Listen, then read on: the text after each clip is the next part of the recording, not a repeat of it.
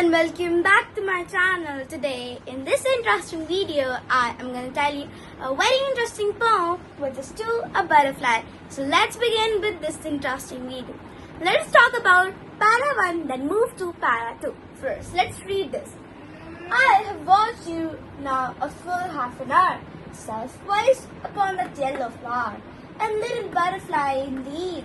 I know not if you sleep or feed. How motionless, not frozen seas, more motionless, and then what joy awaits you when they breeze has found you out among the trees and calls you forth again. Now let's recall this paragraph so that we can understand that what is the poet trying to say. Okay, I have watched you now in full half an hour. Means the poet. Now who is I over here? I is the poet. Over here, I is the poet. I is the poet. So the poet said that he has been watching that you. Now what is you? You is the butterfly. So the poet is talking about the butterfly, that he is watching the butterfly in a full half an hour. Butterfly. So the poet said that I have watched you. You means butterfly. I have watched butterfly. Now a full half an hour means the poet was watching that butterfly a full half an hour. Means complete half an hour. He was still watching that butterfly. Next, self-poised upon that yellow flower. Now over here. Now what is self-poised? Self-poised basically means gracefully, sitting gracefully, like that butterfly was sitting gracefully over there. It was self-poised, no motion was happening, like sitting like a lady, nothing motion. No motion was happening in that flower, in that butterfly. So it is said, it is described, that butterfly is described as self-poised, sitting gracefully. Self-poised upon that yellow flower. So where she was sitting in a yellow flower. She was gracefully sitting in that yellow flower, like in a graceful manner. Next, and little butterfly indeed. And little butterfly indeed. Now it's saying that that butterfly gets indeed. It's get indeed in the flower. It get merged with the flower, and it's so self-poised that it get indeed with the flower. Next, I know not if you sleep or feed. Now the poet is saying that I do not know when do you sleep or do you eat, because she was sitting so self-poised that nothing motion was happening. So the poet asked to the butterfly and said to the butterfly that I do not know that do you sleep or feed. Do you sleep or feed, कि आप सो रहे हो या खाते हो या सोते हो. ठीक है. Next, how motionless, not frozen seas. How motionless, not frozen seas. Now this butterfly is compared as a frozen sea.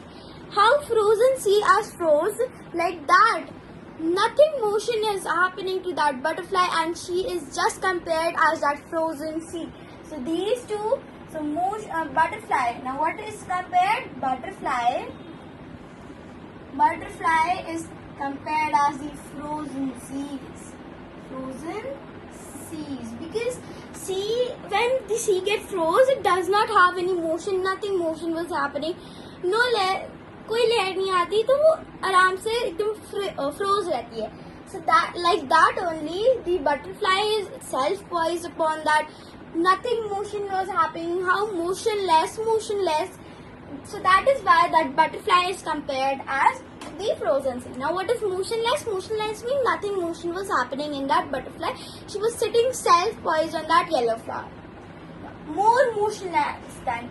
Okay, now it compared more motionless. Like what is more motionless? More motionless is same as motionless, but more than motionless.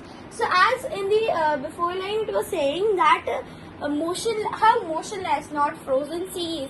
So it was saying, it was comparing that butterfly, like motionless butterfly, as a sea, because it was not happening any motion. But after that, he also described that that butterfly is more motionless than sea. sea से भी ज़्यादा वो motionless है, क्योंकि उसमें कुछ motion नहीं हो रहा, ना वो खाती है ना वो सोती है, उसको पता ही नहीं है पोएट को. Now, what joy awaits you when the breeze? Okay, this line says that what joy awaits you when the breeze. This line tells us that butterfly which was sitting on the flower, on the yellow flower, are self-wise and more motionless than a frozen sea. She was waiting for that breeze. She was waiting for the breeze which will come and take that butterfly to go over there, sitting over the trees and flying over here. So she was waiting for the joy to come. So her joy, the butterfly's joy, was the breeze, the cold wind which will come and to take her to roam here. So the butterfly was waiting for the breeze to come, the joy to come, through which the butterfly can roam over there, and when she will tire, she will come back to it. Hath found you among the trees. Now, hath means has. Hath means has found you among the trees. Now, the breeze is saying that he has found that butterfly among the trees. The butterfly is going in one tree, then flying to the next tree, then over next. So that has found you among the trees. So it has found you in the tree. Next. And call you forth again. Now what is forth? Forth means in Old English to come out of. Okay. If we talk about forth, if you tell the meaning of forth in Old English, means basically forth means that to come out of a place, so that butterfly come out from a place and calls you forth again, means the breeze called the butterfly from a flower. So that flower was so from there the butterfly forth up, and then the breeze called and calls you forth again. Forth means come out from a place. Okay. So this was para 1, in which the poet talked that he was still watching that butterfly in full half an hour. He did not know that whether the butterfly sleeps, eat, and roam around. That butterfly was too self-poised, like graceful lady, gracefully sitting on that flower. It was motionless, more motionless than the frozen seas.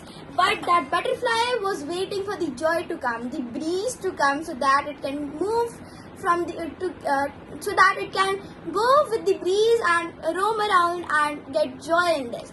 So this was para 1. Now let's move on. Okay, now let's talk about para number 2. Now let's read it so that we can understand that what the poet is trying to say in para number 2. This flower of the orchard ground is ours, my trees, they're my sister's flower. Here rest your wings when they're weary, here lodge as in a sanctuary. Come often to us, fear no wrong. Sit near us on the bough, we'll talk of sunshine and of song, and summer days when we were young. Childish, the sweet childish days, as long as 20 days. Okay, now let's talk about this paragraph. Let's recall this paragraph so that we can understand. Okay. The plot of the orchard ground is ours. Now this plot of the orchard ground is ours. Now the poet is saying that this whole orchard ground is mine, means ours. You and mine means ours. So this whole orchard ground is ours. This is said by the poet. My trees, they are my sister's flowers. My trees, they are my sister's flowers. Now this means that the trees which are planted in that ground is planted by my sister. So the poet is saying that these all plants which are planted is planted by my sister. So my trees, they are planted. They are my sister's flowers. It's saying that these trees and flowers, these are my sisters. These are planted by my sisters. Next, here rest your wings when they weary. Now what's weary? Weary means tired.